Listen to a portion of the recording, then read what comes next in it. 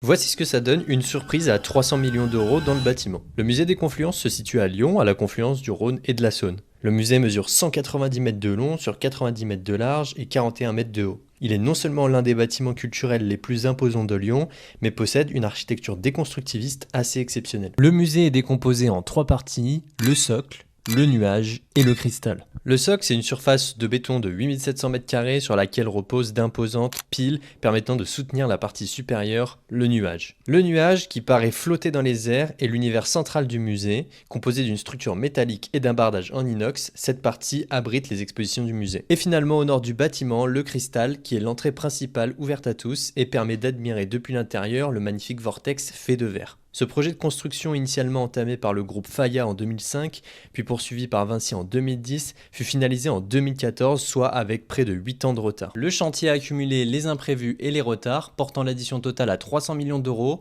à la place des 60 millions d'euros de budget prévus initialement. Actuellement, le musée des Confluences est le bâtiment le plus fréquenté de France hors de Paris, donc c'est une histoire qui se termine plutôt bien quand même. Si vous aussi vous lancez dans un projet travaux et que vous ne voulez pas avoir les mêmes surprises, alors rendez-vous sur mon site conseiller-travaux.fr et contactez-moi ou réservez un rendez-vous.